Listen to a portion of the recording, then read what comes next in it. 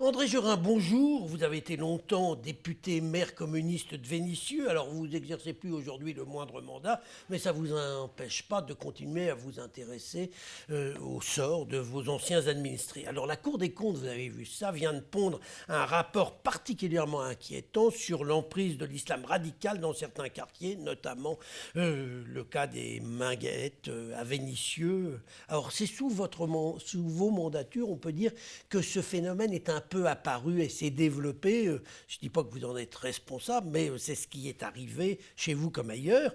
Hein. Est-ce que vous n'avez pas l'impression d'avoir commis des erreurs dans la gestion de ce problème?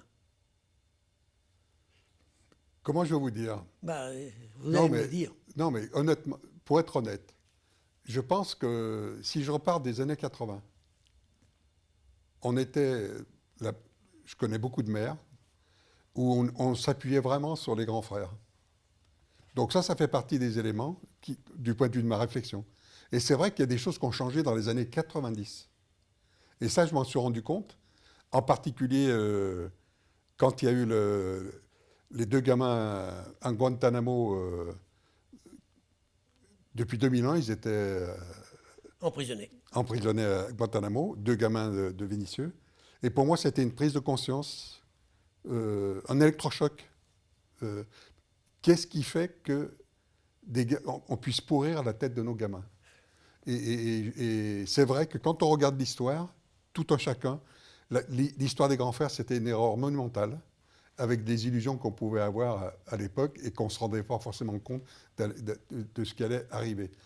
Ce qui est choquant avec le rapport de la Cour des comptes, c'est que d'une certaine manière, on a l'impression, on est quand même en 2020-2021, que ces gens-là, ils découvrent l'eau chaude, alors qu'il y a des questions qui se posent depuis maintenant 20-25 ans. Si je prends les territoires perdus de la République, si je prends le fait que personnellement j'ai fait expulser Un imam. l'imam Bouziane, que j'ai pris l'initiative en 2009 de la commission parlementaire contre le voile intégral, Voilà. on se dit quand même, il y a quelque chose qui est en décalage horaire. Alors, on peut se réjouir, entre guillemets, des propos du président de la République du mois de septembre, mais on se dit, Ça a été long. toujours en décalage horaire, et puis on a toujours l'impression qu'on ne va pas au bout des choses. Dites-moi, vous expliquez que s'être appuyé sur les grands frères, au moins c'est bien de reconnaître que c'est une erreur parce que ça évitera de la recommencer. Parce que quand on ne reconnaît pas qu'on a fait des erreurs, on les recommence.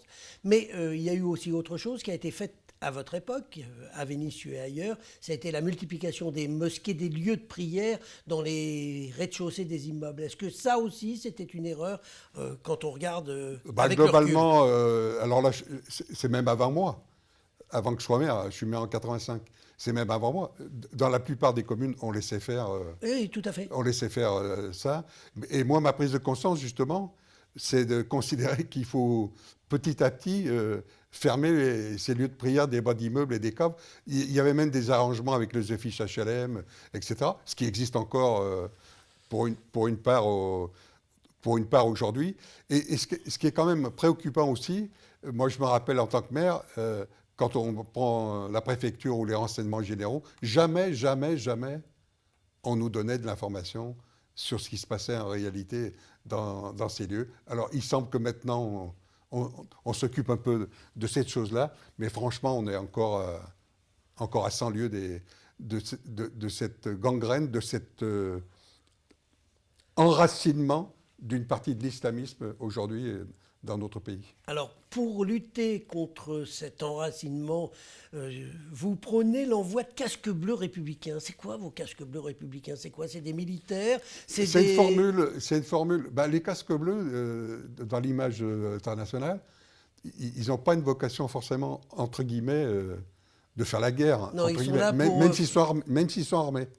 Là, je parle des casques bleus de la République, ça veut dire que, je vais prendre l'exemple, sans citer de quartier, mais il y a des quartiers de 1500, de 2000 habitants. Il n'y a plus de structure, service public, après 18 h le soir. Et dans ces quartiers-là, il se passe toutes les semaines ou une voiture brûlée, le trafic de drogue, l'intégrisme, etc.